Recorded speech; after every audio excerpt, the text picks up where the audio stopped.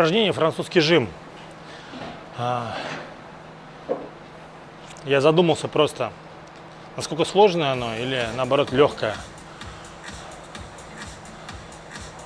Вспоминаю историю, у меня это упражнение давалось мне очень тяжело. Поймать вот этот ход, как должны расположены быть локти, вовнутрь, наружу, куда опускать, за голову, голова свисать или не свисать. Потом ты вырабатываешь свою историю, свое движение, свою философию любого упражнения, да, по его концентрации, по его технике. Давайте я попробую немножко рассказать, как это для меня, почему для меня ценно и что важно, какую цель я преследую. Тренируя руки, трицепс, наверное, может быть, можно похвастаться, что объем мой достигал максимально. Вот все, что было замерено сантиметр, это 61,5 сантиметра.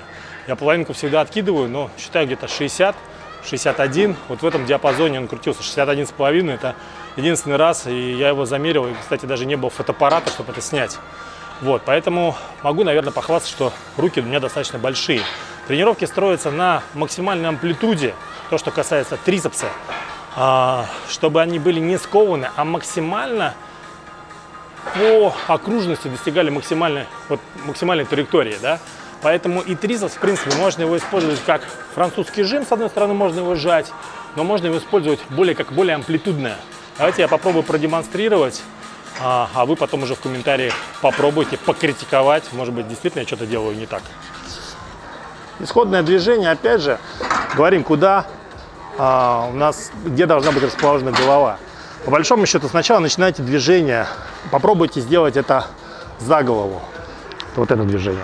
Оно тогда больше будет похоже на пуловер и очень сильно будет напрягаться вспомогательные, там, широчайшие, грудь, диафрагма, дышать будет тяжело, да. Если опускать сейчас сюда, то по большому счету, опять же, получается, вроде не хватает траектории, движение коротенькое. Поэтому я пришел к выводу о том, что голова должна чуть-чуть свисать и также опускать к носу, к переносице. В этом случае у нас получается максимальный ход, причем движение начинается от переносицы не жимовое, а амплитудное через траекторию. То есть мы должны описать полукруг сюда. До конца руки не надо выпрямлять здесь. Это не то упражнение, на котором нам нужно концентрироваться на прямые руки.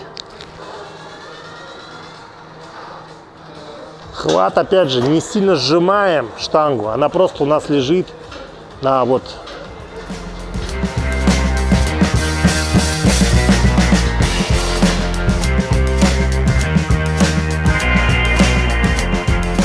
Традиционная ошибка Ванина, обратите внимание, локти идут навстречу весу, тем самым траектория зажимается, упражнение становится более зажимное. Вот фиксация, и потом локоть уходит вперед.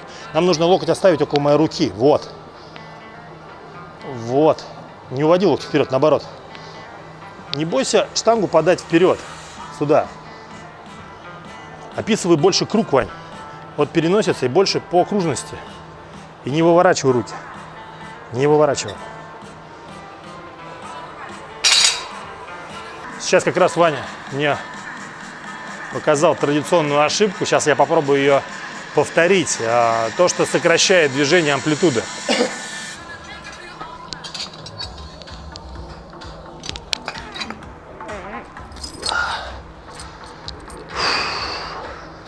Вот мы начинаем, вроде хороший старт, да, но потом мы делаем движение, которое навстречу локтю.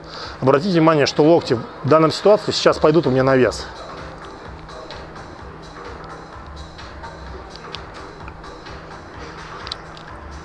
Нам нужно увеличить ход траектории. Локти остаются наоборот, они как бы убегают от веса вперед.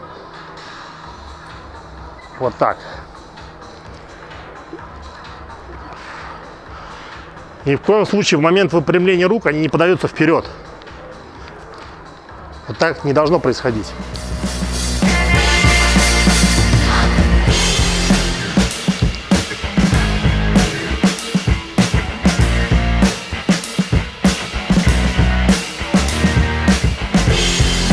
Друзья, еще немаловажный факт, то, что прибавит вам в концентрации, в самом движении, в напряжении.